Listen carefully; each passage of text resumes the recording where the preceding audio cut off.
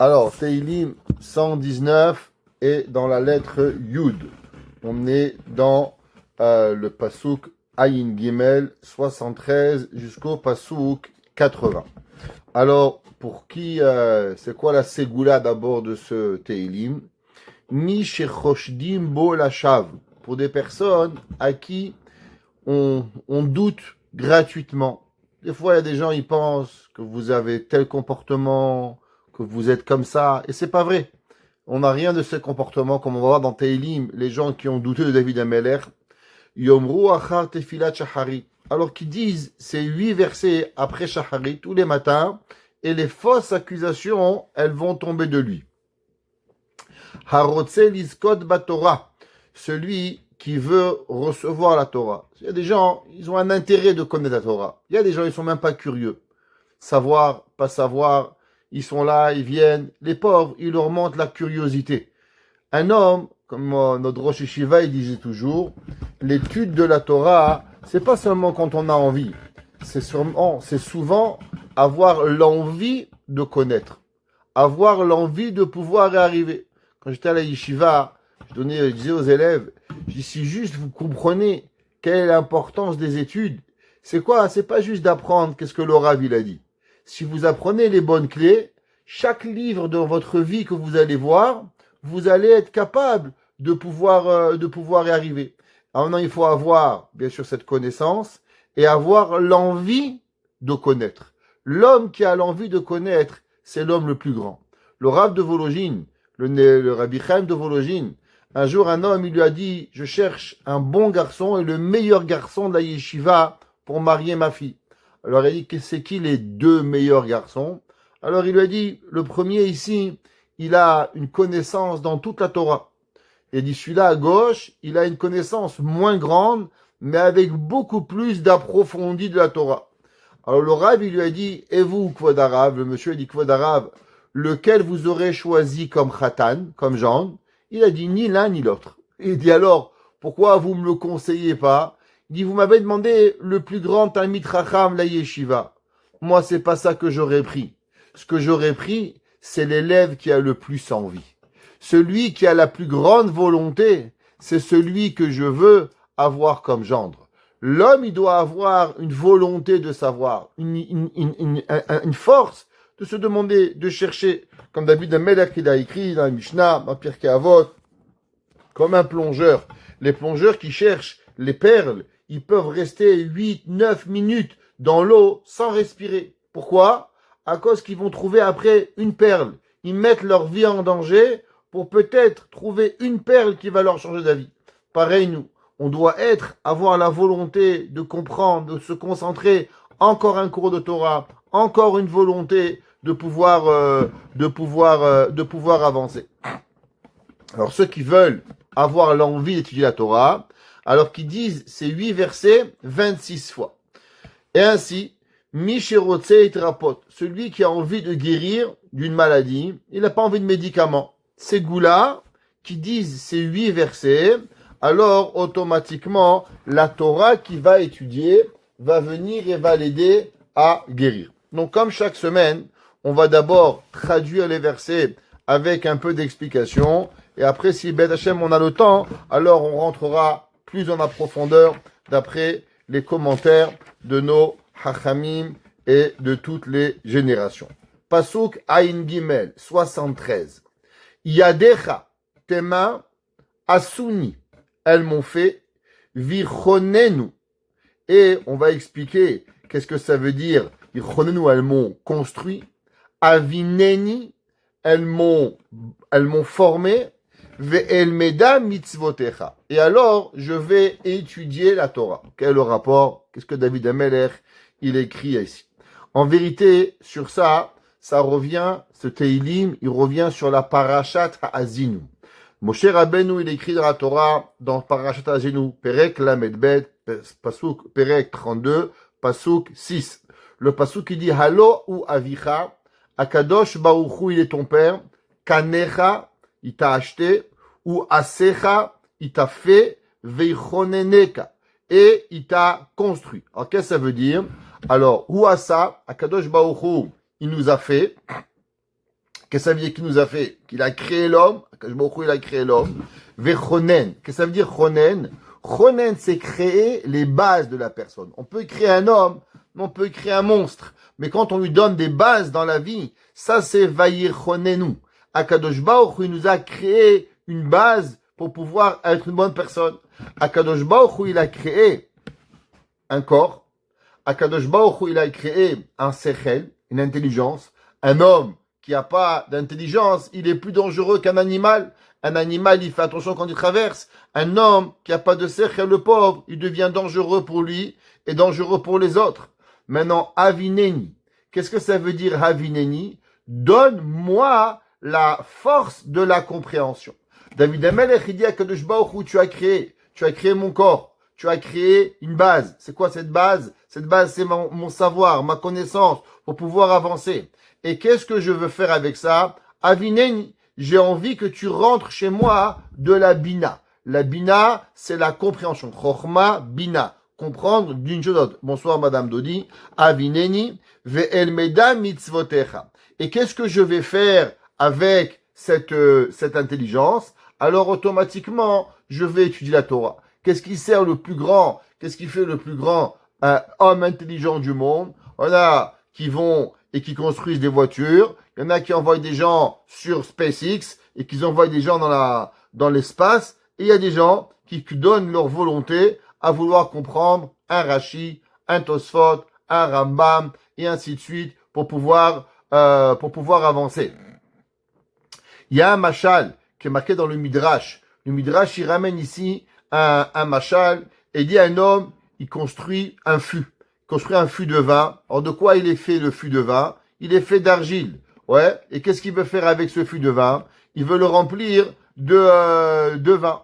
Maintenant, pour que le fût de vin, il puisse supporter, alors on doit enduire à l'intérieur le fût de vin de plusieurs produits, de façon à ce que le vin, il va pouvoir garder à travers la chaleur, à travers le froid, ne pas pourrir, ouais, et avoir ce qu'il a à faire. Il dit pareil, le Midrash, Akadosh Baruch Hu, il a créé un homme. Le corps de l'homme, c'est comme le fût. Maintenant, qu'est-ce que c'est pour pouvoir garder ce qu'on a besoin? Alors on a la bina, le sechel, l'intelligence pour pouvoir comprendre. Ça, c'est comme cet enduit que Akadosh Baruch Hu, il a créé dans ce corps, comme cet enduit qu'on crée dans ce fût. Et la Torah, elle est le vin. Et comme ça qu'il explique le pasouk. Asuni, tu m'as fait, c'est quoi? Moi, je suis comme ce fût de vin. Pardon, comme ce fût. Vichonenu, et tu m'as mis à l'intérieur, tu m'as préparé comme cet enduit. Maintenant, tu m'as mis dedans et tu as mis dans moi un kisharon, une volonté de pouvoir et des forces de garder la Torah. Que la Torah, elle reste dans moi et que la Torah, elle ne sorte pas. Ça veut dire que David Amelech, il demande à Kadosh Baruch Hu, regarde, tu as créé un corps, tu as créé une intelligence pour pouvoir comprendre, mais c'est pas suffisant. Maintenant, l'homme, il doit prier à Kadosh Baruch Hu que tout ce qu'on apprend, alors ça reste dans moi et ça sort pas de moi. Que la Torah qu'on apprend, on met des heures à apprendre, un Rashi, un Ramban, une Gemara, une Mishnah, un Chumash, chacun à son niveau. Mais ce qu'on apprend, qu'on est capable de le garder. David Amelech, il dit, Yere'echa, Yire'uni, Veismechu. Tes gens qui te craignent, Yire'uni, ils vont me voir, Veismachu, ils vont se réjouir, Kilidvarecha Yichalti. Qu'est-ce que ça veut dire? Alors, David Amelech, il parle et il dit, c'est quoi Yire'echa, ceux qui te craignent? On parle des gens qui ont la crainte d'Akadosh Baruch Hu. Alors, quand ils vont voir le bien que tu m'as fait, Yire'echa Yire'uni, les gens qui craignent Dieu, ils vont me voir, Veismachu. Alors, ils vont se réjouir. Pourquoi? Kilidvarecha Yichalti. Parce que, moi, j'ai toujours prié que ce que tu as demandé et ce que tu m'as promis, il va s'accomplir. Vous savez, on a un grand maître. Ça fait à peu près 30 ans, j'ai un rêve. Ceux qui savent pas le rêve de Rav Krimizi, ils peuvent pas exister. Parce que tous les cours, on en parle. C'est quoi? D'aller chez le Rabbi Elimelech de Lizinski. Un jour, on va y arriver. Cette semaine, Baruch Hashem, Enfin, Be'ezrat Hashem, le rêve va s'appliquer. Dans 3 semaines, je serai pour la Iloula chez Rabbi Elimelech de Lizinsk. Un ami à moi, il a eu une idée ingénieuse de me faire un cadeau et de m'inviter à la Iloula de Rabbi Elimelech. Donc, Be'ezrat Hashem, le 21 Adar, on sera exactement dans 3 semaines, jour pour jour, on sera à la Iloula. Ceux qui voudront, enverrez votre nom et on pourra même rester en direct pour pouvoir être à la Iloula de Rabbi Elimelech. Alors maintenant, on va vous dire un petit chidouche de Rabbi Elimelech. Il dit Rabbi Elimelech que un homme, dans sa vie, il a la jalousie. L'homme, il est jaloux. Il a de la jalousie. Et de qui il est le plus jaloux? Il est généralement le plus jaloux de la personne qui fait son même métier. Exemple, un homme, il vend des chaussures. Alors, à l'époque, c'était que tous les magasins de chaussures, ils étaient dans la même rue. Tous les bijoutiers dans les bijouteries. C'est marqué qu'en Europe, il y avait même des synagogues de bijoutiers, des synagogues de vendeurs de chaussures. Pourquoi? Vu que chaque métier, ils ont des heures de travail, alors ils priaient ensemble. Les peintres, les menuisiers, il y avait des rues entières qui avaient comme ça.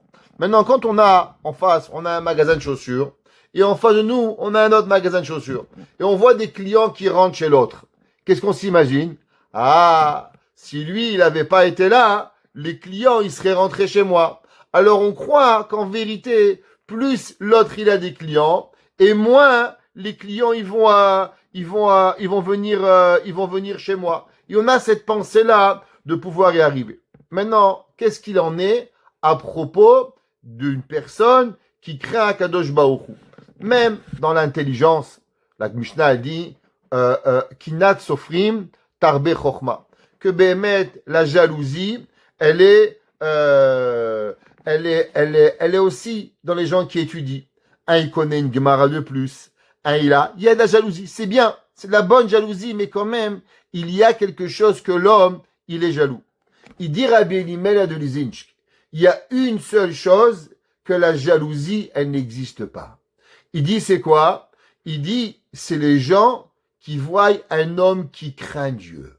Il dit quand vous voyez un homme qui a Yirat Shamayim, un homme qui a la crainte d'Akadosh Baruch Hu, les gens ils sont pas jaloux. Quand vous voyez, vous avez le mérite de voir un homme avec tellement de crainte de Dieu, on est impressionné, on a envie de lui ressembler. Mais pas parce qu'on veut lui prendre quelque chose. Yesh simcha mikar sheyesh od yireh Hashem. Il dit quand il y a un homme qui craint Hashem et il rencontre un autre rabbin qui a la même crainte de Dieu. Alors à la place de lui en vouloir, à la place de vouloir d'être jalouse de lui, qu'est-ce qu'il fait? À l'opposé. Il est heureux qu'il existe une autre personne comme lui. Et il sait que David HaMelech il dit Yareecha yireuni. Les gens qui ont Yirat Shamayim, ils vont me voir. Et qu'est-ce qui se passe quand un homme, il craint Dieu, il voit un autre homme qui craint Dieu? Yismechu. Alors ils vont se réjouir qu'il est dvarecha yichalti. Parce que toute ma vie, c'est ça que j'ai voulu. Quand l'homme, il rencontre un homme qui a Yirat Shamayim, automatiquement, il est heureux de pouvoir y arriver. Un de nos grands commentaires, il écrit et il demande pourquoi un juif il est content quand un autre juif il a une simcha. Exemple, on a une bar mitzvah, waouh, Mazatov, tout le monde y vient, il dit Mazatov. Ok, t'as une bar mitzvah, qu'est-ce que ça a à voir avec moi? Un homme il a une brit mila, tout le monde vient, tout le monde il est heureux. Après tout, on a pris un enfant, il est content, le père je comprends, la mère je comprends, le grand-père je comprends, mais pourquoi tout le peuple juif il est heureux? Demandez, c'est un tel ah Mazal Tov, Brit Mila, on dirait que c'est son propre enfant. D'où il provient cette simcha? Le Yesod Veshoresh Avoda. Il dit, vous savez pourquoi on est heureux? Il dit parce que quelque part quand on fait des mitzvot, alors c'est un poids. Les mitzvot s'appellent Ol Malchut Shamaim, c'est le joug de la Torah. Maintenant quand vous êtes tout seul à le porter, c'est lourd. Quand vous êtes 2, c'est moins lourd. Quand vous êtes 10, c'est moins lourd. Alors chaque fois qu'il y a un bachour qui devient bar mitzvah, il fait un peu de mitzvot, alors il nous allège. Chaque fois qu'il y a un enfant qui rentre dans le peuple juif, alors c'est une nouvelle neshama qui vient et qui va aider à la fonctionnalité du monde. Et il dit le Yesod Veshoresh Avoda. Pourquoi on est heureux? parce qu'il y a encore une personne qui va servir à Kadosh Baruch Hu. Alors c'est pas seulement on est heureux pour le père, bien sûr on est heureux pour le père, on est heureux pour la mère, on est heureux pour la famille, mais nous aussi cette simcha on la ressent parce que ça nous facilite et ça nous confronte, ça nous conforte dans notre Yiddishkeit et dans notre Torah. Le pasuk qui dit pasuk Aïné, Yadati Hashem, Akadosh Baruch Hu Jésus, qui tzedek, car il y a la justice, mishpatecha, tes jugements, ve'emuna, et ta croyance, initani, elles m'ont fait souffrir. Cette traduction littérale du pasuk. Qu'est-ce que ça veut dire l'interprétation? David HaMelech dit Yadati Hashem ki tzedek mishpatecha. Quand un homme il prend des claques dans la vie, croyez-moi, il y en a en ce moment qui prennent des baffes, un coup à gauche, quoi à droite, des enfants, et ainsi de suite. D'abord, il demande pourquoi, qu'est-ce qui arrive. La première chose, David HaMelech nous dit Yadati Hashem ki tzedek mishpatecha. L'homme, il doit se dire Akadosh Baruch Hu, je sais que tout ce que tu fais, c'est tzedek. Tout ce que Akadosh Baruch Hu il fait, tzedek, ça veut dire le din, mishpatecha, c'est le jugement. À David HaMelech, il dit Akadosh Baruch Hu, je sais que tout ce que tu fais, c'est juste. Ve'emuna. Maintenant, comment l'homme, il arrive avec cette façon, que l'homme, Hachem, il lui met des claques, et que l'homme, il se rebelle pas à Kadosh Baruch Hu. David HaMelech, il dit Ve'emuna. D'abord, la seule façon de ne pas se rebeller contre Dieu, c'est seulement quand l'homme, il a la emuna. Initani. Alors, que ça veut dire initani? Moi, je vous ai traduit l'explication de Rashi, que Rashi dit, que tu m'as fait souffrir. Ça veut dire quoi? Ça veut dire que David HaMelech, il dit, même quand je souffre, mais en vérité, l'homme, il doit avoir la emuna, que tout ce que Akadosh Baruch Hu il fait, c'est tout betzedek. L'homme, il peut pas penser qu'il a reçu 1 gramme de souffrance supplémentaire que ce qu'il devait avoir. Chaque difficulté que l'on a, la Gemara dit, tu rentres la main dans la poche, tu veux sortir un 2 $, et tu sors une pièce de 1 $, il y a une raison pour ça. Tu veux mettre ton lacet il se craque, il y a une raison. David HaMelech, il dit, Ve'emuna, et ma croyance, elle est même dans initani, même dans les souffrances que j'ai eues. La Gemara, dans ma Sechet Yoma, page Chafbet, page 22, elle dit que David HaMelech, il a souffert énormément de tous ces Doeg, Achitophel, son beau-père, des gens, et on va voir un petit peu plus tard aussi. Et la Gemara a dit qu'au moment où Avshalom, il va se rebeller contre son père. Alors, juste expliquer, vous savez que David HaMelech, il avait l'histoire avec Bathsheba, on va expliquer par la suite, et parmi la punition de David et Bathsheba, c'était que Avshalom, il va se rebeller contre son père. Et combien de temps ça va durer la rebelle de Avshalom? Elle va durer 6 mois. Et la Gemara a dit qu'une des choses que les gens ne savent pas, c'est que pendant 6 mois, David HaMelech, il va être Metzora. David HaMelech, il va avoir la lèpre. Non, faut comprendre que la lèpre, c'est pas quelque chose, une maladie, c'est pas vous allez au Congo et vous revenez avec la lèpre. La lèpre, elle était exactement parce que Akadosh Baruch Hu, il envoyait. La tsaraat, c'était seulement Hachem qui envoyait la tsaraat. Et David HaMelech, il était malade et toute sa peau de son corps, elle s'épluchait et elle tombait l'eau alenu pour pouvoir y arriver. Et sur ça, David HaMelech, il dit, Yadati Hashem ki tzedek mishpatecha, ve'emuna, et j'ai la croyance, même quand initani, même quand je souffre pendant 6 mois, que toute la peau de David HaMelech, la chair, elle était à nu. David HaMelech, il dit, ve'emuna. Même dans mes plus grandes souffrances, j'ai jamais perdu la emuna que Akadosh Baruch Hu m'a donnée par rapport à la vérité, et en aucun cas, j'ai pensé que Hachem m'a donné quelque chose de plus. David HaMelech, il écrit dans Pasuk Ayin Vav. Yehina chazdecha lenachameni. Qu'est-ce que ça veut dire? S'il te plaît, Hachem, Yehina hasadecha, quelle va être ta bonté, lenachameni, pour me donner la consolation, que imratecha leavdecha, comme tu l'as promis à ton serviteur. Alors, qu'est-ce que ça veut dire? David HaMelech, il est dit, Yavuni rahamecha vechaye. David Amelech, il écrit, et il dit, Ye'ina chazecha, donne-moi ta bonté. Que quoi? Que le chesed que tu m'amènes, c'est lui qui va m'apporter la consolation de mes souffrances. Lo yarsulu oti velo yavi oti deshare mavet.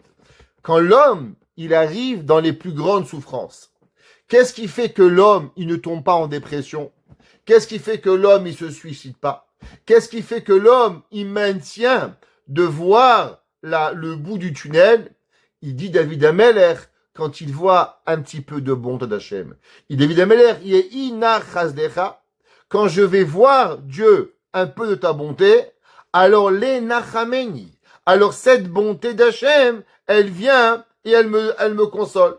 Que imratecha le avdecha, comme ce que David Amelech dit, comme tu avais promis à Kadosh Baruch Hu, qu'à la fin de tout, David Amelech dit, je sais que le bien il va arriver. Donc puisque je sais que le bien il va arriver parce que tu me l'as promis, alors ce bien-là, cette bonté-là, elle est la consolation que l'on va avoir. On avait un Rosh Yeshiva qui disait toujours, quand vous voyez un film, c'est quoi le pire qu'on vous dit? C'est la fin du film. Si on vous dit la fin du film, c'est pas intéressant. Le film, il est rien. Tout le but, c'est d'arriver à la fin du film. Il dit, c'est pour ça que le peuple juif, il y a beaucoup de choses que l'on ne sait pas. Mais il y a une chose que l'on sait, la fin du film. La fin du film, Mashiach, il va venir. Akadosh Baruch Hu va nous expliquer tout ce que le mal qu'on croit qui a été mal, il a été bien. Il dit alors en vérité le film il est même pas intéressant. Le millénaire de la vie, à la fin nous on est sûr. Et le Rambam il écrit. Et on a demandé au Rambam, à Maïmonide, d'où tu sais que Yemar Shemo, le pendu, il est pas le Messie?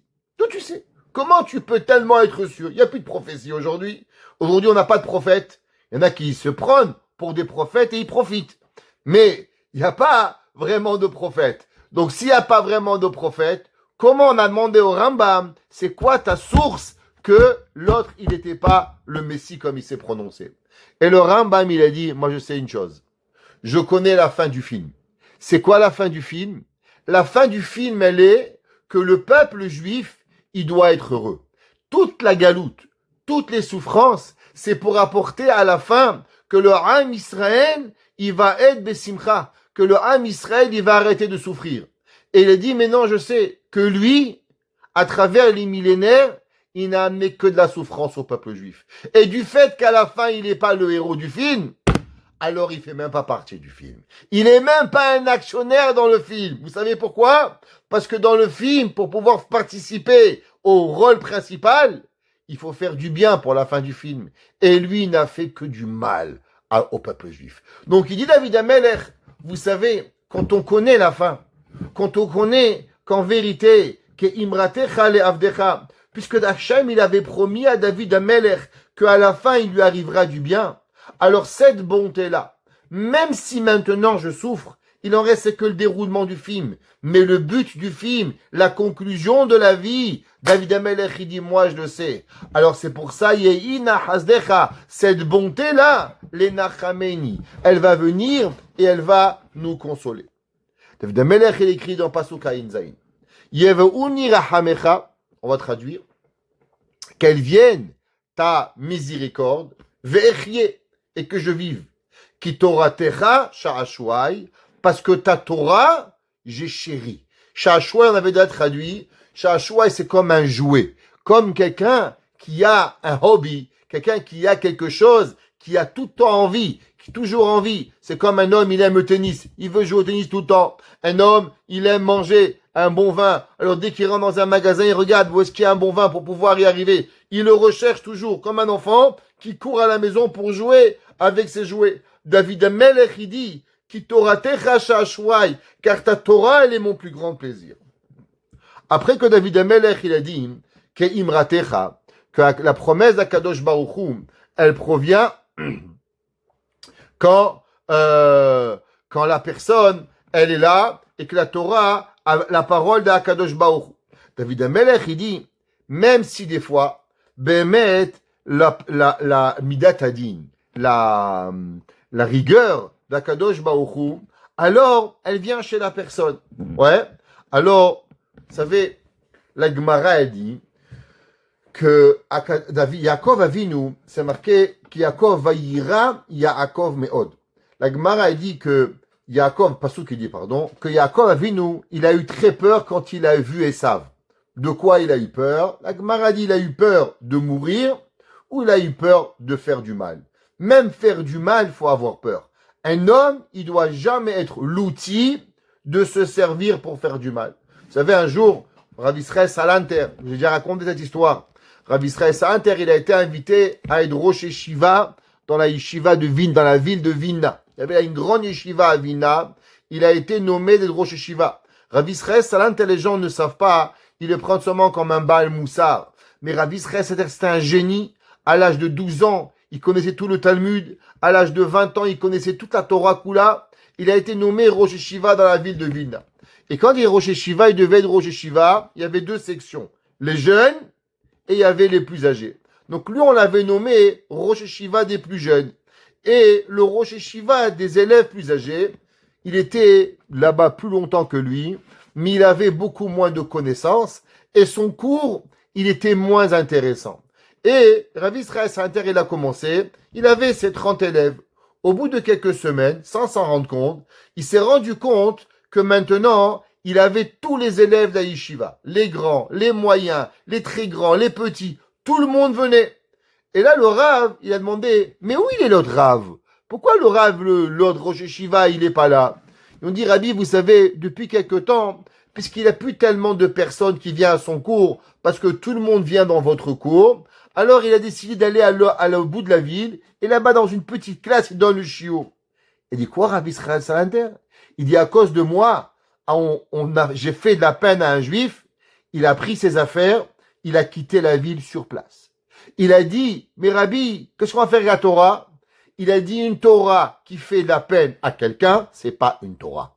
Une Torah que je monte sur le dos de quelqu'un pour pouvoir monter, elle vaut pas la peine. Et on dit, Rabbi, Parnassa. Il a dit, Dieu ne peut pas donner de la Parnassa sur le douleur de quelqu'un. Si un homme, il prend la douleur de quelqu'un, alors ça peut pas arriver. Écoutez, je suis pas très vieux, mais j'ai passé quelques années. Et souvent dans ma vie, on a essayé de me donner des travaux en faisant du mal aux autres. Je l'ai jamais pris. Et à la fin, ce que j'aurais pu avoir avec la souffrance, en faisant souffrir quelqu'un, à la fin, je l'ai reçu encore mieux, avec encore plus des honneurs.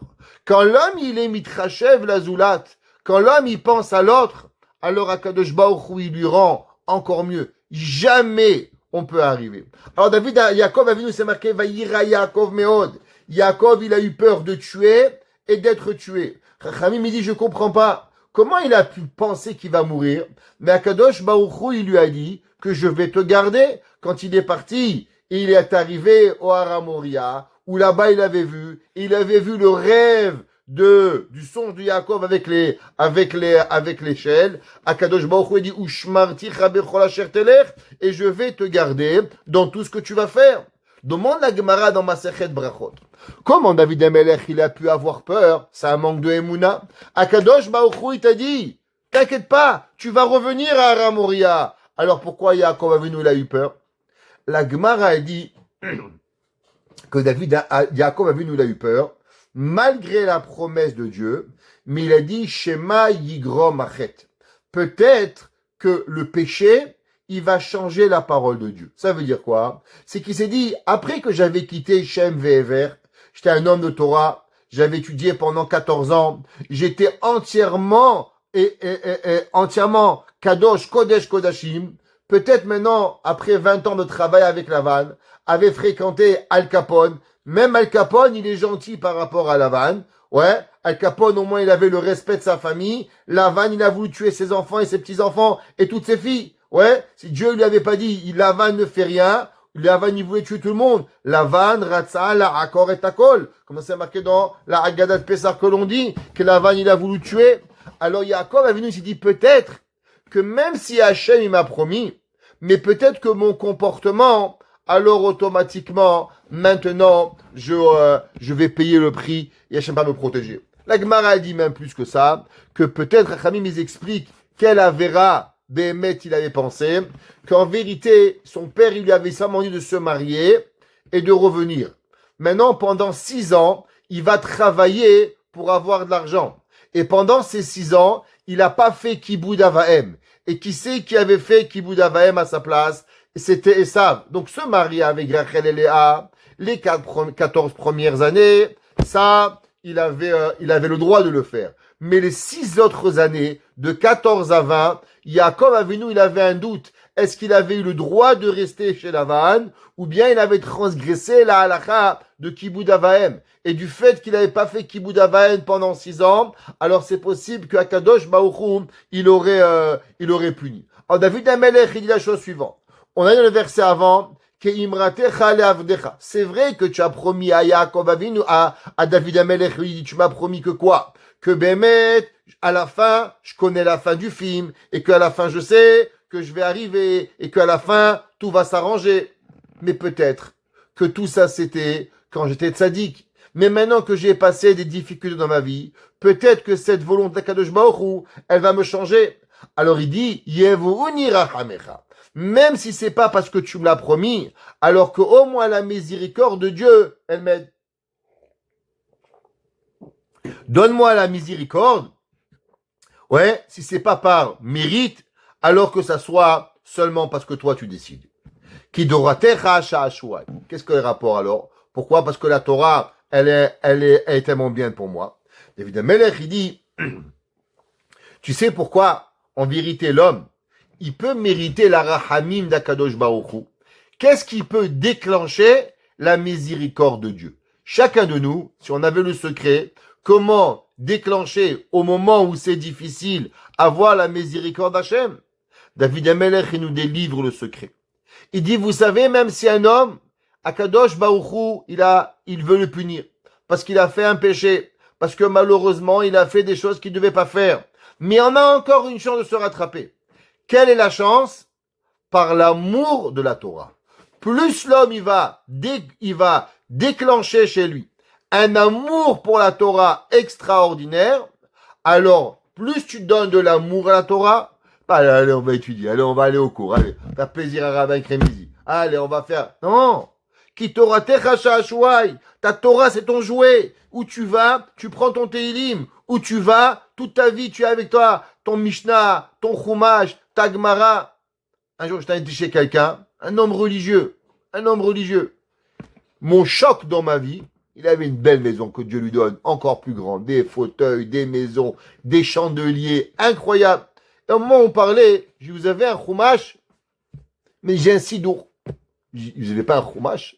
Vous n'avez pas un micro de Gidolot? Vous n'avez pas un Mishnah Bura? Il m'a dit, moi, j'ai pas de livre. J'ai été choqué. Comment un juif, il peut vivre? T'as pas de Chumashim, t'as pas des Mishnayot, t'as pas une Gemara. On n'est pas en 1800, on n'est pas en 1500 qu'il n'y avait pas de livre. Tu vas t'acheter une Gemara. T'as de lustre, il coûte toute ma maison. Son lustre, il était en or avec des verres de Louis XVI qu'il avait acheté dans un encan, 2,5 millions de dollars. Et t'es pas capable d'avoir une Gemara? Ça veut dire tu es un juif. Shomer Shabbat, Shomer Kashrut, tout c'est bien. Mais une chose que tu as pas. Torah techa shashuai. La Torah, elle est pas ta vie. La Torah, elle fait pas partie de toi. Ton lustre, c'est ta vie. Ta coutellerie, c'est ta vie. Ta table, c'est ta vie. Parce que ces voitures, c'est sa vie. La Torah, c'est pas. David Amelech, il dit, si on veut déclencher la miséricorde d'Hachem, à combien la Torah, elle doit devenir sha'ashuai. Pas seulement on l'aime, non, un hobby, qu'on en rêve du matin au soir pour pouvoir y arriver. David Amelech, il écrit dans le Passouk 78. Yevoshu Zedim. On va le traduire d'abord. Ils vont avoir honte, les mécréants, qui sheker ivetuni. Parce que mensonger, ils m'ont accusé, ani asiyar bibkudecha, et moi je vais parler avec ta Torah. Qu'est-ce que ça veut dire? Rashi dit qu'est-ce que ça veut dire ivituni? Que les mécréants, ouais, ils tombent sur moi mensonger. Et qu'est-ce qu'ils font quand ils me tombent dessus? Alors ils mentent et ils me font honte, ouais, en public. Et c'est pour ça, ani asiyar bibkudecha. David Amelech, il dit, même qu'ils me font honte, mais moi, je vais continuer à donner ta Torah. De quoi ça parle? La Gemara, dans Masechet Baba Metzia, à la fin du 4e Perek, le Perek Hazahav, là-bas, la Gemara, elle dit la chose suivante. La Gemara dit, quand tout le monde sait que David Amelech, il a eu un incident avec Bathsheba. Alors, qu'est-ce que c'était l'incident avec Bathsheba? David Amelech, il a vu Bathsheba, et non seulement qu'il a vu Bathsheba, mais David Amelech, il a vu dans le ciel, et on reviendra à la fin du cours, que Bathsheba, elle était réouya à lui, à devenir sa femme, et non seulement devenir sa femme, elle était prête depuis Shechet Yemei Bereshit, depuis les 6 jours de la création, la Neshama de David et de Bathsheba, les deux devenir ensemble. Pourquoi elle s'est appelée Bathsheba? Alors, juste vous expliquer une des raisons. Vous savez que David Amelech, il représente le royaume. On sait qu'il y a les 7 sphirotes. Il y a quoi? Il y a Chesed, Gvura, Tiferet, Netzach, Od, Yesod, Malchut. Il y a 10 sphirotes. Les 3 premières, c'est Chochma Bina, on les compte pas. Et on commence à compter à partir de Chesed. Donc de Chesed à Malchut, ça donne combien? Ça donne 7 sphirotes. Maintenant, que veut dire Bathsheba? La fille du 7. C'est quoi la fille du 7? C'est quoi une fille? La Gemara dit Atikrabat et la Baït. La Gemara dit à propos de Esther, quand Esther elle s'est mariée, elle était là avec Mordechai. La Torah dit Vateyi lo lebat, et elle va être pour lui une fille. La Gemara dit non, Atikrebat. C'est vrai que c'est marqué bat, mais en vérité, qu'est-ce que ça veut dire? Baït. Ça veut dire qu'elle était pour lui une femme. Esther et Mordechai, ils étaient mariés. Donc maintenant, qu'est-ce que ça veut dire? Bathsheba, ça veut dire Baït Sheva. C'est la maison du 7. Qu'est-ce que c'est? Vous savez qu'on a déjà parlé souvent que dans toutes les sphères, elles sont tous au masculin. Chesed, Gvura, Tiferet, Netzach, Od, Yesod. La seule sphère qui est au féminin, c'est pas Melech. Normalement, si on aurait parlé au masculin, on a dit Chesed, on aurait dû dire Melech. Mais on dit Malchut. Elle est au féminin. Pourquoi elle est au féminin? Plusieurs explications kabbalistiques. C'est pour ça que David Amelech, quand il a vu Bathsheba, il a compris en vérité que Bathsheba, elle lui était, comme ça la Gemara dit dans Masechet Sanhedrin Daf Kuf Zayin, c'est pas un midrash, c'est une Gemara, c'est halakha, que Bathsheba, elle était prête et elle était dévouée à David Amelech d'être mariée avec David depuis Shechet Yemei Bereshit.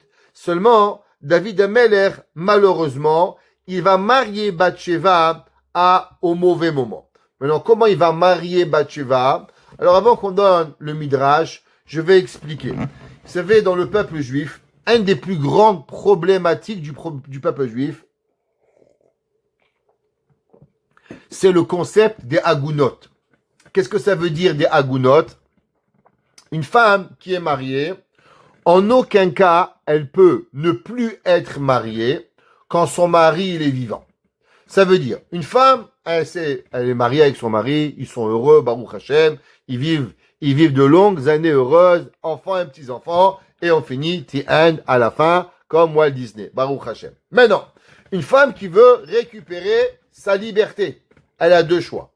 Premier choix, un guet, qu'elle doit aller au Bedin, et le Bedin, il va parler à son mari pour donner le guet. D'après la Torah, si le mari, il veut pas donner le guet, le Bedin, il peut, darba, il le frappe, il va dire, Rotseani, je veux mon guet. Dans l'opposé, si le mari, il est mort, Dieu préserve, alors la femme, elle devient libre, elle peut de nouveau se marier avec quelqu'un. Maintenant, qu'est-ce qui se passe? Un mari, il disparaît. Si un mari, il disparaît, on ne sait pas où il est. Une femme, elle devient aguna. Et elle ne peut pas se marier. Elle est perdue. C'est la pire des choses, à cause que son mari, il n'est pas là. On ne sait pas si le mari, il est vivant. On ne sait pas si le mari, il est mort. Et automatiquement, ça peut rester comme ça. Regardez ce qui se passe aujourd'hui en Israël. Prenons, Baruch Hashem, les otages sont en train de se libérer. Et on remercie Hashem, qu'Hashem, il a fait qu'on a un président Trump, qui a un peu de séchel, qui met la pression. Et au moins, les femmes, elles peuvent revenir. Non, dans tous ces cas, il y a des femmes mariées. Il y a des femmes que leur mari n'est pas là, ça fait 500 jours, Barminan, 550 jours. Imaginez-vous, une femme a dit, ah, peut-être que mon mari, il est mort, je veux me remarier. Tu peux pas. Ou il y a des gens qui ont été brûlés dans le 7 octobre. Qu'est-ce qu'on fait avec ça? Ça devient une catastrophe. Et ça, c'est le sujet halachique le plus difficile. Comment trouver une solution à ces femmes? Que ce soit à la guerre de 6 jours, que ce soit à la guerre de Kippour, que ce soit dans toutes les guerres. Et maintenant, David Amelech, il faut savoir qu'il était aussi confronté à ce genre de problème. Et du fait qu'il était confronté à ce genre de problème, on avait peur souvent encore, les mêmes Palestiniens, ils avaient un autre nom, Pélishtim, Palestiniens, à Gaza, toujours, l'endroit, ça n'a pas changé, les millénaires continuent et les problèmes, ils se reviennent, c'est incroyable, 3000 ans d'histoire, la même place, le même nom et les mêmes problèmes. Et qu'est-ce qu'ils faisaient? Ils volaient des juifs, ils les tuaient ou ils les tuaient pas, et donc on savait pas qu'est-ce qui arrivait avec eux. Et leurs femmes, elles devenaient Aguna. Alors la Gemara dans Masechet Shabbat, elle dit, qu'est-ce que David Amelech il avait instauré? David Amelech il avait instauré que chaque homme qui allait à la guerre, pour ne pas que sa femme, elle puisse se retrouver Aguna, alors il lui donnait un guet. Et de façon à ce que s'il revenait pas à la guerre, alors elle pouvait se marier. Il y a une marloquette entre Rashi et son petit-fils, Rabbeinu Tam. Est-ce que le guet, c'était un guet sous condition? Ça veut dire, si le mari revient pas, alors automatiquement, le guet, il est à 100%, il va s'appliquer. Ce qu'on appelle un guet sous condition. Ou bien non. Rabbeinu Tam, il dit pas du tout. Le guet, il était un guet définitif. Les femmes, elles étaient tout de suite divorcées. Et si les maris revenaient, alors les femmes, elles s'engageaient à remarier leur mari. Mais les femmes, elles étaient à 100% divorcées. Alors, qu'est-ce qui s'est passé? David Amelech, il a vu Bathsheba, et maintenant, Uriah était encore en vie. Et du fait que Uriah était encore en vie, alors même si à la fin, d'après Rashi, il va mourir, alors elle était divorcée. D'après Rabbeinu Tam, elle était déjà entièrement divorcée, mais du fait qu'il y avait quand même un peu de conscience, qu'on piquait pas la femme de l'autre, tant et aussi longtemps que le mari il est encore en vie. Malgré que Chachamim nous disent que Uriah, il serait mort. Pourquoi? Parce que Akadosh Baruch Hu avait donné et créé Bathsheba pour David Amelech. Alors c'est sûr que Uriah, il serait mort. Mais le problème, c'est que David Amelech, il est rentré dans la partie, si on pourrait dire, durant la vie de Uriah. Alors cela, il a créé un problème. Quel est le problème? Que beaucoup des gens, et la Gemara dit que c'était un secret de polichinelle. C'est quoi un secret de polichinelle? Que les gens, les maris donnaient le guet à leur femme, mais on le faisait en cachette, de façon à ce que personne ne le sait, et quand personne ne le sait, alors personne pique la femme de l'autre. Alors David Amelech est au Beth Midrash. Et la Gemara dit que quand David Amelech est au Beth Midrash, les gens ils disent nous, David Amelech, qu'est-ce que tu as étudié aujourd'hui? D'après la Torah, David Amelech est au Beth Midrash. Et David Amelech, on a une question pour toi. Je dis oui, c'est quoi la question? Il dit Abba Aleshetish Madino. Les gens ils venaient le voir, ils disaient David, un homme que malheureusement il trompe et il prend la femme de l'autre. C'est quoi sa punition? Alors David Amelech, il leur disait, Mitato Bechenek. Il est coupable de mort par strangulation. Et David Amelech, il comprenait. Pourquoi les gens lui demandaient cette question? En un mot, il disait, David, t'as pas honte? T'as piqué la femme de Uriah. Comment tu oses? Tu es coupable de mort. Mais David Amelech, il leur disait, vous avez raison. Vous savez, un homme qui a trompé sa femme, il a pris la femme de l'autre, il est coupable de mort. Seulement quoi? Il a Olam Haba. Mais l'inverse, celui qui fait honte à son ami, Amalbin Penech Avorobarabim, Enochelek Olam Haba. Il n'a pas de part dans le monde futur. C'est pour ça que David Amelech, il a dit, que David Amelech, il disait comme ça. Yevo Shuzedim, ils m'ont fait honte, les mécréants, parce qu'ils pensaient que j'avais pris la femme d'un autre, malgré qu'alachiquement elle n'était pas interdite. Qui sheker ivetuni. Parce que ce qu'ils ont dit de moi, que quoi? Que Béhémet, j'avais pris une femme échetiche, c'était un mensonge. Ani asiya bepikudecha. Alors, comment on peut leur répondre? On peut leur répondre à travers la Torah. Que la Torah, elle dit que Amalbin, Pene, Chavero, Barabim, mais s'ils avaient étudié la Torah, alors ils auraient su qu'on a enlevé, on leur a donné un guet. Et du fait qu'on a donné un guet, alors automatiquement, elles n'étaient pas mariées. Et donc, ils savaient qu'ils se sont trompés. Donc, quelle avait été l'erreur de tous ces mécréants-là? L'erreur, elle a été que Béhémet, ils n'ont jamais étudié. C'est pour ça que David Amelech, il dit, tu sais quelle est la réponse à cette honte? Moi, je vais leur parler de Torah. Et à travers la Torah, ils vont comprendre que Béhémet, moi, j'ai pas fauté. David Amelech, il continue, passage 79 à Intet. Yashuvuli yerecha, qui me reviennent les hommes qui te craignent, veyode edotecha, et ceux qui connaissent tes lois. De quoi on parle? Alors, vous vous rappelez, je vous ai dit tout à l'heure que la Gemara, dans Masechet Yoma, elle dit que David Amelech, il a eu la tsaraat. Et je vous ai aussi dit que la tsaraat, c'est pas quelque chose qu'on peut attraper comme ça. Vous savez, il y a une fameuse histoire avec Rav Moshe Feinstein. Quand Rav Moshe Feinstein, il était rave en Russie, on est venu le voir et on lui a dit qu'il y a un grand rave qui a attrapé une maladie à la bouche. Alors, qui vienne le voir.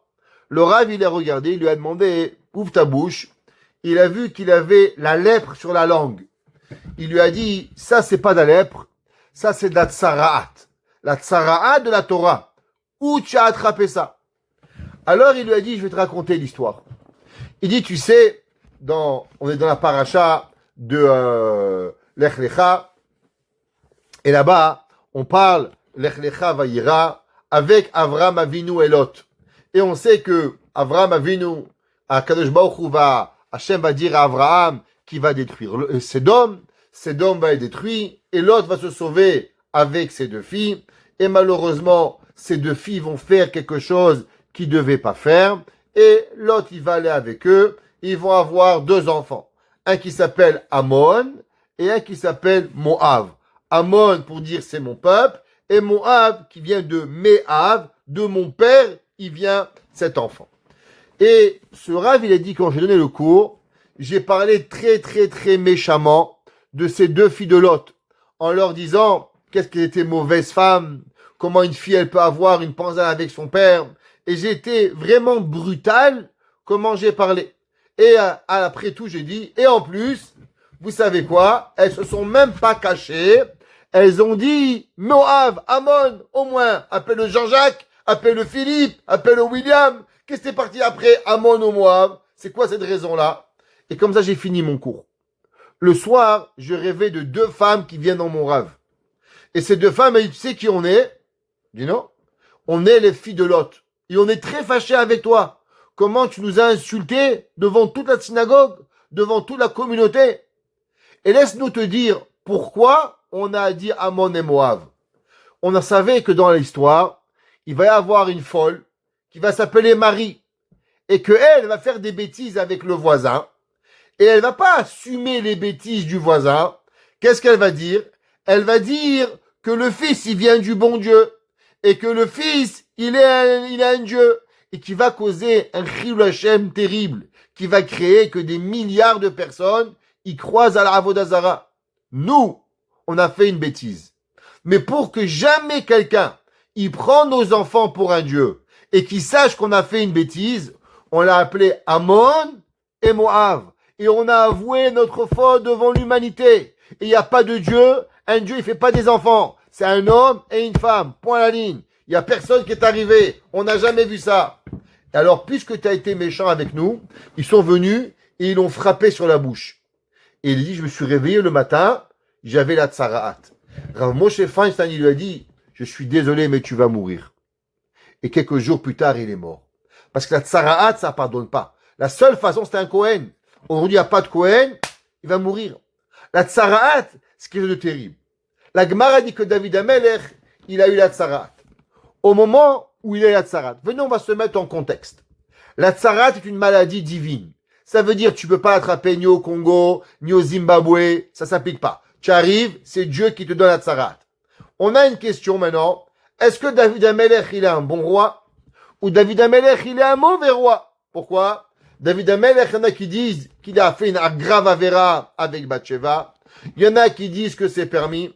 Son propre fils, Absalom, il se rebelle contre son père. Et par-dessus, qu'est-ce qui arrive? Il arrive que David Amelech, il a la tsarat. Qu'est-ce que tout le monde y dit? Si David, il a la tsarat, c'est que Dieu, il a puni. Si Dieu, il a puni, ça veut dire qu'en vérité, Absalom, il avait raison. Ça veut dire qu'Akadosh Baruch Hu, il peut pas envoyer la punition de Tsarat s'il n'y a pas vraiment du vrai qui est arrivé. Alors le fait qu'il y avait la Tsarat, qu'est-ce qui s'est passé? Sachez que tous les amis de David, même les gens qui étaient proches à David, ils vont lâcher David Amelech. Tous les rabbins vont fuir David. Toutes ces chavroutot au Beth Midrash, ils vont partir de David. Sa chavrouta, ses amis. C'est pour ça que David Amelech, il va se retrouver toute seule. Et c'est pour ça que Shimi Ben Gera, il va pouvoir le maudire Vehu, Kilalani, Kelala, Nimretzet. Comment il a pu faire cela? À cause que tout le monde avait abandonné David Amelech. Et ils ont commencé à avoir, et ils ont dit, tu sais, pendant longtemps, on a pensé que David, il avait raison. Maintenant, on voit que c'est faux. On pensait que David était le roi. Il y avait une discussion. Est-ce que David, il peut être le roi ou David ne peut pas être le roi? Pourquoi? À cause que David, il venait de Ruth. Ruth qui venait de Moab. Et là, tout le monde, il a dit, maintenant que Akadosh Baruch Hu, il a chassé David avec Absalom. Et maintenant que David Amelech, il a eu Tsaraat. Tout ça, c'est la preuve que quoi? Que David Amelech, il n'est pas raoui à être roi. Alors, c'est pour ça qu'ils ont quitté Bathsheba. C'est pour ça que David Amelech, il dit, Dieu regarde. Yashuv li yirecha. S'il te plaît, Akadosh Baruch Hu, ramène-moi les gens qui te craignent. Veyodre edotecha. Et que les gens comprennent et que les gens qui connaissent la Torah, alors automatiquement, ils vont revenir chez moi et maintenant, ils vont revenir et que les gens arrêtent de penser que Béhémet, j'ai fauté. Alors, David Amelech, avec son de Bathsheba, comme on a dit, il a pris le temps avant. La Gemara, elle ramène un midrash, elle dit ça ressemble à des figues. Ouais. Une figue, quand elle est mûre, c'est bon. Je sais pas si vous avez pris des figues fraîches. Nous, on a grandi à Marseille, il y avait des figuiers. On montait prendre les figues et malheureusement, on connaissait pas bien la crotte. Peut-être qu'on a mangé des vers, que Dieu nous pardonne. On faisait pas bien attention. Mais on montait sur les arbres, on prenait des grosses figues comme ça, grosses comme une poignée de main, des figues violées et on les prenait. Il y a rien de plus bon, pour pouvoir y arriver. Maintenant, si vous voulez manger un fruit horrible, qui vous étouffe, c'est une figue sèche, une figue verte. C'est acide, vous la mangez, elle vous étouffe. Le même fruit, il peut être tellement doux, et pourtant il peut être aussi acide. Le Midrash, il dit, c'est pareil. Si David Amelech, il avait su attendre que la figue, elle mûrisse, alors il aurait pu se marier avec Bathsheba et éviter toutes ces histoires. Mais David Amelech, il a pris la figue quand elle était pas sèche, quand elle était pas mûre. Alors malheureusement, elle a étouffé. La Gemara dans Masechet Avodah Zarah, Daf Dalet. La Gemara a dit, comment c'est possible cette histoire qui est arrivée? David Amelech, le roi d'Israël, il voit des choses. Là, Shechet Shemé Bereshit, Adam Arishon, il a vu un Neshama de David était épaté, et quoi, il est tombé sur une erreur tellement simple qu'il fallait attendre qu'Uriah rentre à la maison. Qu'est-ce qui est arrivé? La Gemara a dit, tu as raison. En vérité, David, il aurait jamais dû fauter. Jamais David Amelech, il aurait dû fauter. Alors, pourquoi il a fauté? La Gemara a dit, pour nous apprendre de ne jamais désespérer. Que si déjà, David Amelech, Melech Israël, le grand roi David, il a fauté, et pourtant, il a fait Teshuvah. Et Akadosh Baruch Hu, il va accepter cette Teshuvah. Alors, automatiquement, il va donner de l'espoir à tous les fauteurs. Au moment où David, il a fauté, David Hachem, il voulait tuer David. David Amelech a dit, Khatati, j'ai fauté. Akadosh Baruch Hu, il dit à Nathan Navi, dis-lui, l'otamut. Dès qu'un homme, il dit, j'ai fauté, automatiquement, Hachem, il a enlevé de David Amelech, il lui a enlevé la peur et la punition de la mort. Seulement, il lui a dit, malheureusement, tu vas devoir souffrir pour pouvoir y arriver. Vous savez, il y a dans la Torah 2 hommes ils font partie d'une bracha. On va dire 2 et 4. Je vais expliquer ce que ça veut dire. Tous les matins, vous commencez, vous dites, Baruch ata Hashem, Elokeinu ve'Elokei avotenu, Elohei Avraham, Elohei Yitzhak, ve'Elohei Yaakov. Donc, vous mentionnez Avraham, Yitzhak, Yaakov. Pourtant, quand vous finissez la bracha, comment vous terminez? Baruch ata Hashem, Magen Avraham. Vous dites pas Magen Avraham, Yitzhak, Yaakov. Magen Avraham. Donc, même qu'il y a 3 personnages dans la bracha, mais la bracha, elle est seulement Avraham Avinu. Magen Avraham. Moshe Rabbeinu, le grand maître du monde. Il n'y a pas Baruch ata Hashem, Magen Moshe, Torah Moshe. Il n'y a pas. Yoshua, personne.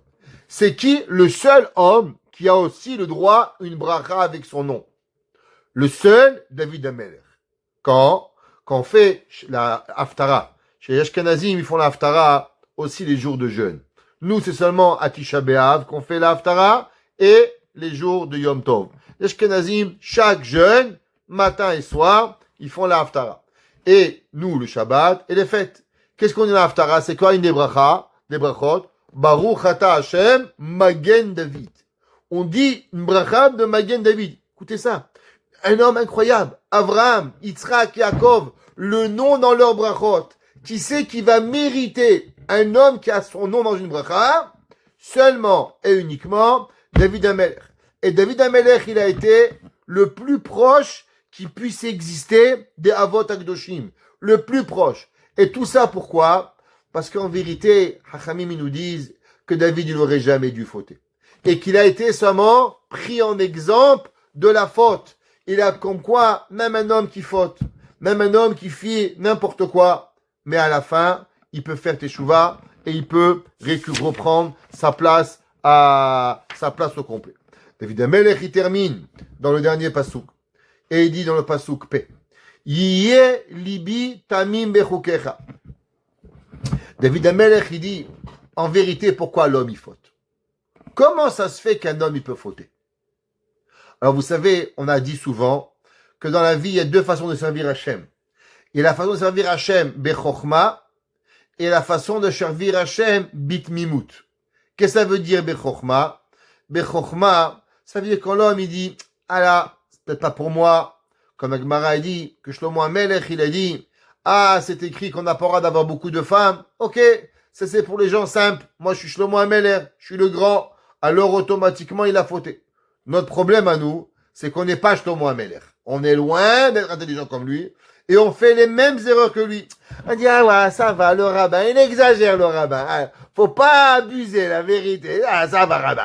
C'est pas si grave. Et après, qu'est-ce qui arrive? Bang! Mais pourquoi on a faute? Vous voulez pas fauter? La réponse, c'est qu'on n'a pas vraiment eu la émouna en Dieu. Dieu dit, attention, il y a un ingénieur, il est passé là, il t'a dit 50 km à l'heure. Si tu roules à 50, tu te plantes pas. Pourquoi? Ils ont fait des tests. Ils ont essayé 40, 50, 80, 100. Ils ont vu 100, ils se plantent, 80, ils se plantent. À 50, tu ris. Maintenant, le gars, il dit, moi, je suis plus intelligent que l'ingénieur qui a créé la route. Je vais rouler à 80 à l'heure quand il neige et il pleut et du verglas et je vais m'en sortir. Qu'est-ce qui arrive? Il roule et bam, il se plante. Je savais pas. Mais Hamar, c'est marqué 50, tu n'as pas vu. C'est qu'en vérité, tu as étudié ta chokhma en pensant que tu étais un meilleur chauffeur que tout le monde. Alors tu t'es planté. C'est la réalité. David Amelech, il dit, comment on se plante pas? Tmimut. Yehi libi tamim. Tu sais qu'est-ce que l'homme, il doit être? Hachem, il dit, Hachem, il te dit 18 minutes de Shabbat avant. J'ai corrigé un test, il y a quelque temps. J'ai demandé, c'est quand Shabbat? 18 minutes après le coucher du soleil. Il a entendu 18 minutes. Il a entendu coucher du soleil. Peut-être c'est avant. Non. Shabbat, 18 minutes après, on a mon Shabbat. Elle allume les bougies de Shabbat pendant Shabbat. Et elle me fait croire qu'elle est chômère et Shabbat. Pskena. Qu'est-ce qui arrive? Tout ça, ça arrive pourquoi? C'est parce qu'il y a des cheshbonos dans la tête. Il n'y a pas, tu prends le calendrier, tu regardes. C'est marqué 5h35, 5h35. Dès que tu commences tes chokhmot, tu vas te planter. David Amelech, il dit, quand je regarde ma vie, c'est quoi ma plus grande demande à Hachem? Ma plus grande demande à Hachem. Yehi libi tamim bechukecha. Je veux être simple avec Akadosh Baruch Hu. Et quand je vis avec Hachem, et je demande pas d'intelligence, ce que tu dis, je fais, alors je vais pas tomber dans les péchés. Les malo evosh. Il dit pourquoi? Parce que David Amelech, il dit, combien de honte j'ai eu? J'ai même pas fait une avera. J'ai seulement pas fait quelque chose qui devait être fait. Et on a passé ma vie à me dire, David, Abba Leshetish Madino, David, quelle est la punition qu'un homme il a quand il couche avec une femme mariée? Et on répétait, David Amelech, il devait lui dire, Amalbin, Pene Havero, Enlo Chelek, Lamaba. Mais combien de honte David Amelech il a eu? Tout ça, c'est à cause de quoi? Parce que j'ai utilisé ma chokhma. Mais si j'avais utilisé ma tmimout, ça serait jamais arrivé. C'est pour ça que David Amelech, il dit, Yehi libi tamim bechukecha. Je veux être simple avec tes mitzvot. Les mano evosh. Afin que je veux pas avoir de honte et pour pouvoir servir à Kadosh Baruch Hu correctement. Baruch Hanai Leolam. Amen ve Amen.